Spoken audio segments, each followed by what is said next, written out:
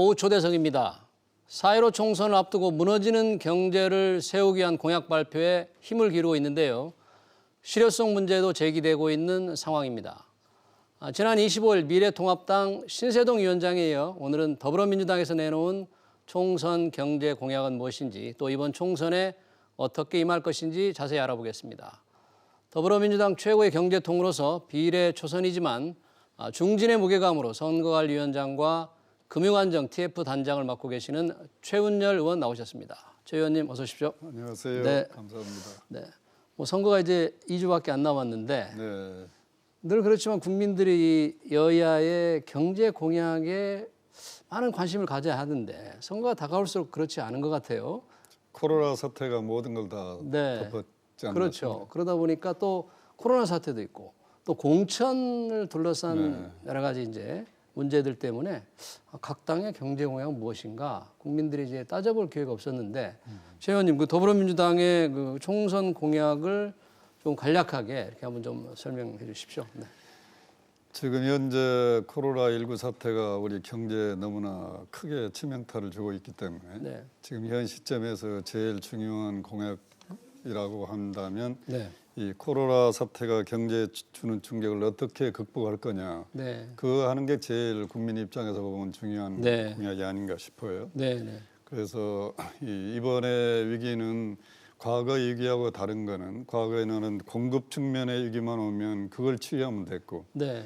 2008년 같은 경우에는 수요 측면의 위기니까 수요 문제만 해결하면 됐는데, 네. 이번엔 수요 공급에 동시적인 데미지를 냈기 때문에 완전히 과거에 겪어보지 못한 복합적인 대응 방법이 아니면 치유가 좀 어렵지 않겠습니까? 네. 네. 그래서 그런 걸 이제 저는 이번 코로나19 사태가 경제에 주는 그 위험의 전이 경로가 네. 지금 나타나고 있는 소비 절벽, 네. 지금 거의 경제 활동을 못하기 때문에 그렇죠. 다 뭐 셧다운이 돼 있는 예, 상태니까요. 네. 그러니까 이제 기업의 매출이 또 완전히 네. 하락해 버리고 이리 되면은 멀쩡한 기업도 이제 도산하게 되는 네. 흑자 도산의 문제가 현재화될 위험이 있고, 그걸로 인해서 이제 금융 위기로 이어지면 이게 이제 복합적인 위기지 않겠습니까? 네. 네.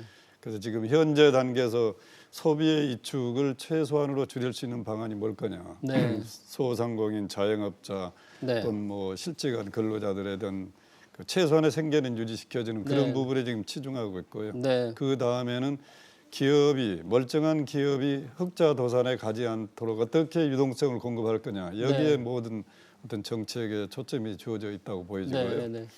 그다음에 이제 길게 보면 우리 선거 공약은 두 가지 키워드가 있습니다. 네. 하나는 혁신 성장과 공정 경제다. 혁신 성장과 공정 경제요. 네. 그래서 이제 우리 경제를 뒷받침해줬던 전통 제조업의 경쟁력이 급격히 추락하고 있잖아요. 네. 네. 그렇죠. 이 제조업에다가 새로운 어떤 그 네, 성장 그런 걸 접붙여 가지고 경쟁력을 갖춰야 되는데, 이거에 대한 이제 정책이 우리 상당히 중요한 그 경제 정책인데요. 여기 보면 제조업 혁신 성장 및 경쟁력 강화 특별법 같은 걸 만들어서 네. 기존의 제조업에다가 데이터, 네트워크, AI 같은 걸 접목해서 새로운 산업으로 육성한다든지, 네. 또 시스템 반도체라든지 미래차라든지 바이오 헬스를 3대 역정 사업으로 육성한다든지, 네. 또 일본의 경제 보복을 겪으면서 우리가 경험했던 소부장, 소재 부품, 장비 이런 산업을 네. 어떻게 현대화할 건지, 이런 네. 거에 이제 혁신 성장의 키워드가 있고요. 이를 네. 위해서는 과거 우리가 하지 못했던 규제 혁신을 보다 과감하게 해야 되는 그런 정책이 있고요. 네.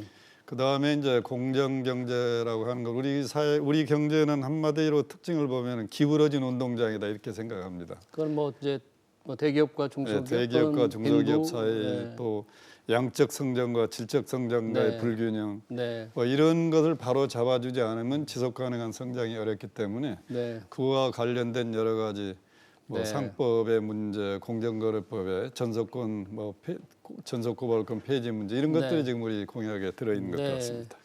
좀 그 아까 소비를 이제 늘리기 위해서 우선 긴급하게 지금 코로나 위기를 극복하기 위해 정부가 이제 긴급 재난 지원금을 어제 발표했지 않습니까? 네. 이제 4인 가구 기준으로 한 100만 원 정도, 네. 뭐 중위 소득의 한 150% 가구까지는 하겠다 이랬는데 원래 정부는 그거보다 좀 적게 하려고 했지 않습니까? 더불어민주당에서 조금 더 확대하도록 이렇게 한 건가요? 네. 정부 내 뭐 부총리라든지 네. 청와대 경제실장은 굉장히 이제 네. 신중해야 된다는 입장이었던 것 같고 네. 민주당은 또 선거를 치르는 입장에서 보니까 좀 과감하게 더 확대하고 싶었던 거지 않나 그런 네. 생각이 드는데요. 네네. 대통령께서 아마 교통 정리를 하셔서 우리 소득의 70% 네. 이하의 가구에 대해서는 1인 가구는 40만 원, 네. 2인 가구는 60, 3인 가구는 80, 네. 4인 가구 기준으로 100만 원 정도의 긴급 재난 구호금 네. 비슷한 걸 지원하는 걸로 그렇게 결정이 난 것 같습니다. 네. 그러면 이제 위기가 어느 정도 지속될 건가를 상당히 예단하기 어려운데 네. 혹시 이렇게 이번엔 한 번만 주는 거잖아요. 100만 원, 4인 가족이 100만 원 한 번만 주는 건데 그것도 예산이 굉장히 이제 많이 들어갈 거고. 한 9조 정도 필요한 것 네. 같습니다. 그런데 만약에 위기가 계속되면 또 더 원하는 사람들이 나올 수도 있을 텐데 일회성이어서 조금 문제가 있다 이렇게 야당이 미래통합당에서 이렇게 지적을 하는 것 같던데 어떻게? 저도 개인적으로는 이 재정을 쓸 때는 네. 정말로 필요한 곳에 신속하고 과감하게 지출을 해야 효과가 있지. 네. 그냥 이렇게 분산해서 하면 효과가 최소화될 수도 있잖아요. 네, 그런 네. 부분을 우리가 신중하게 생각해야 되고요. 네. 그다음에 이 코로나19의 이 파장이 어디까지 갈지 지금 예측이 안 됩니다. 그렇죠. 그러니까 네. 뭐 1차 추경하고 2차로 가느냐, 3차로 가느냐 네. 이것도 사실은 뭐 논란거리가 되지 않고요. 네. 그때 위기의 국면에서 대미를 측정해 가지고 이렇게 뒷받침을 하지 않으면 안 되기 때문에 네. 이래로 끝나면 제일 좋은 거죠. 네, 그러나 앞으로 이 상황이 더 오래 갔을 때는 뭐 미국이나 선진국에서 했던 그런 어떤 지속적인 방안도 지금은 마음속으로는 준비하고 있어야 되지 않을까 그런 생각을 네. 해봅니다. 네. 어제 정부가 발표할 때 이제 가구당 100만 원의 재원이 구조 들어가는 것을 예산을 좀 쓰는 걸 구조 조정을 해서 일단 아껴서 마련하겠다고 그러는데 그게 현실적으로 어떻게 가능할 수 있을지 좀 걱정하는 지적들도 있더군요. 제가 네. 이제 코로나 네. 19 사태 터졌을 때 네. 제가 생각했던 부분도 비슷한데요. 예. 513조 예산 편성할 때의 경제 환경이나 가정과 네. 지금의 환경 가정은 완전히 달라졌잖아요. 그렇죠. 네. 그 당시 상황에서는 정상적으로 갔을 때 이렇게 예산을 집행하겠다 하고 513조를 편성을 네. 했는데 지금은 이제 모든 게 지금 스탑되어 있는 상태이기 때문에 그렇죠. 더 필요한 부분이 있고 네. 필요가 없는 부분이 있고 네, 하기 네. 때문에 예산 지출에 구조조정은 필요할 것 같다. 그 규모가 네. 얼마가 될지는 모르겠지만 네. 그렇게 해서 우리가 재정을 아낄 수 있는 최대한대로 아끼는 게 필요하지 않을까. 네. 더 큰 위기를 대비해서 실탄을 좀 아껴야 된다. 그런 네. 생각은 좀 들어요. 네. 자 이제 뭐 선거가 정말 얼마 남지 않았는데 지난번에 그 미래통합당의 신세돈 이제 공동 선대위원장이 나오셔가지고 네. 지난 문재인 정부의 3년간의 경제 상황이 뭐 경제 참사다 이제 이런 표현을 쓰시더라고요. 그런데 코로나 때문에 그 경제 참사가 덮여버렸다 경제 실정이 그렇게 이제 좀 비판을 하셨는데 우리 최 의원님은 그런 지적에 대해서 어떻게 따가운 지적을 겸허하게 경청은 합니다. 네. 그리고 정부 여당이기 때문에 네, 그런 비판을 감수해야 될 숙명이라고 보여지는데요. 네, 점잖은 교수님께서 참사라는 표는 맞지 않고 오히려 네. 혹세무민이다. 저는 그렇게 생각합니다. 예. 왜냐하면 오늘 우리 현재 경제 상황이라는 게 네, 지난 3년간 정책의 누적이 아니라 훨씬 그 전부터 누적됐다고 보여집니다. 네. 예를 들면은 MB 정부까지 거슬러 올라가면은 가장 시대 패러다임에 맞지 않게 정통부를 없애고 국토건설 네, 교통부를 만들어 가지고 네, 그런 토목공사형 경제로 전환하는 거. 네. 그래서 4대강 개발한다고 한 22조 투입한 그런 문제라든지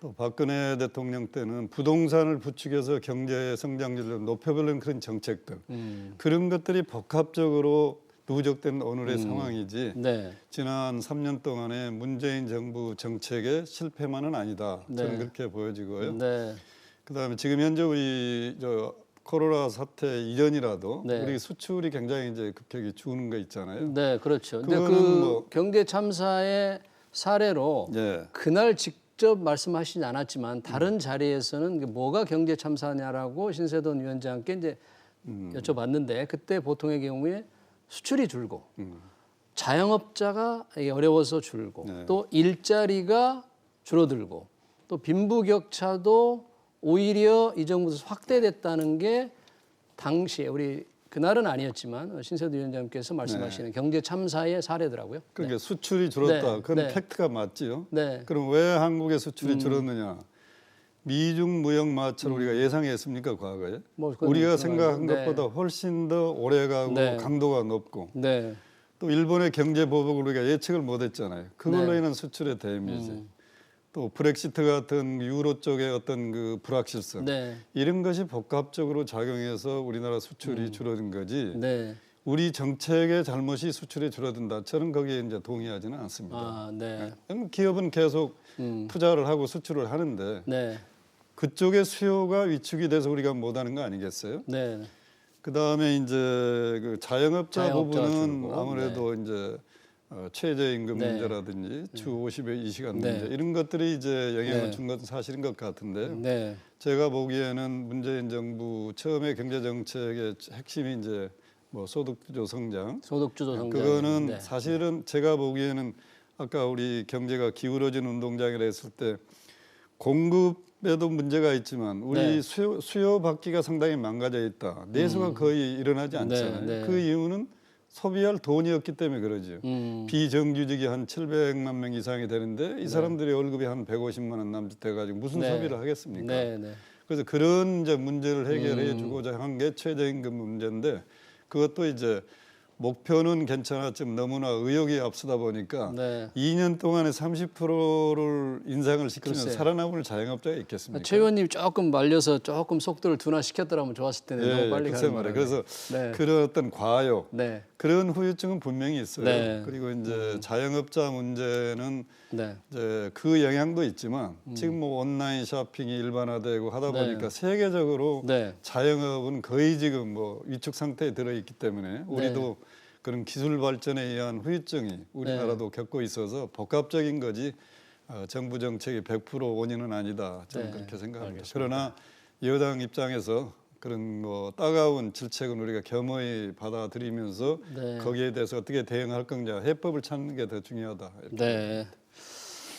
최은희 의원님 이렇게 말씀을 하시면 아무래도 지금 미래통합당으로 가신 김종인 총괄 선대위원장을 얘기하지 않을 수 없는데 김종인 위원장의 권유로 또 정치에 이렇게 들어오셨지 않습니까? 예. 이제 뭐 적군의 수장이 돼서 이렇게 이제 맞이하게 됐는데 더군다나 우리 예산의 20%를 구조조정해서 100조 원을 만들자. 이래서 소기업, 자영업자, 근로자의 원금 임금 보전에 쓰자. 100조 원을 만들자.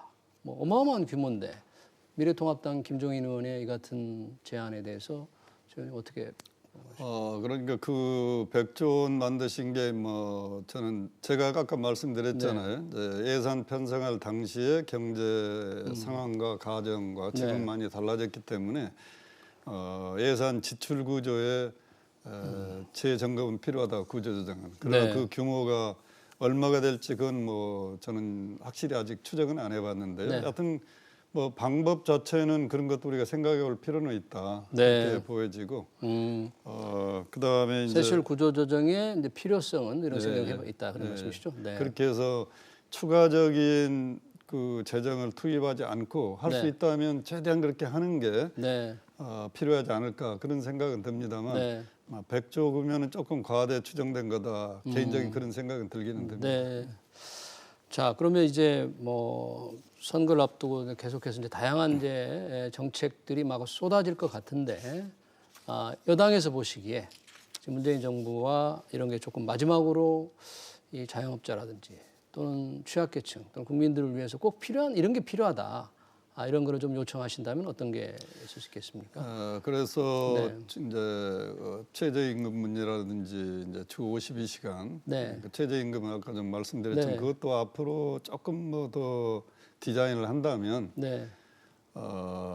이 서울의 최저 생계비와 도서벽지의 최저 생계비가 다를 수밖에 없지 않겠습니까? 그렇죠. 그러니까 뭐 지역별 뭐 차등화를 좀 한다든지 네. 업종별이나 규모별 뭐 차등화로 좀 보완을 한다든지 네. 이런 어떤 조정은 필요할 것 같아요. 제가 보기에. 네. 그리고 지역별 그러한 업종별로. 결정 네. 권한도 앞으로 최저임금에 대해서는 중앙 정부가 할 게 아니고 광역자치단체장한테 결정권을 넘기면 최저임금 광역자치단체장이 결정권을. 경쟁적으로 기업을 유치하기 위해서는 최저임금을 낮출 수도 있는 거고 이렇게 해야지 일률적으로 하다 보니까 이제 여러 가지 네. 부작용이 생기잖아요.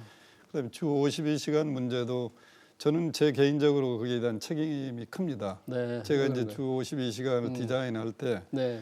그때 경제 상황이 유지가 되든지 더 좋아진다면 네. 68시간을 52시간으로 낮추게 되면은 잡 쉐어링을 통해서 일자리가 더 늘어날 한 것이다. 20% 정도가 늘어난다는 제 나름대로의 시뮬레이션 결과가 나왔습니다. 네. 그런데 지금은 경제 상황이 너무나 지금 워낙 안 나빠졌잖아요. 네. 가정이 이렇게 나빠졌으면 모든 대책도 그 가정에 맞춰서 재조정할 용기가 필요하다. 네. 그래서 저는 이 코로나 사태를 맞이해서 52시간 같은 거는 일시적으로 좀 유예를 하고 네. 그다음에 기업이 자율적으로 시행을 한다면 네. 거기에 대해서 인센티브를 주는 방법으로 정착시키는 게 어떨까? 이렇게 하면은 뭐 네. 자영업자나 소상공인들한테도 상당히 알겠습니다. 도움을 주지 않을까 그런 네. 생각은 좀 들어요. 네. 알겠습니다. 뭐 좀 더 듣고 싶지만 시간 관계상 여기까지만 듣겠습니다. 그동안 최은열 의원님 고맙습니다. 네, 감사합니다.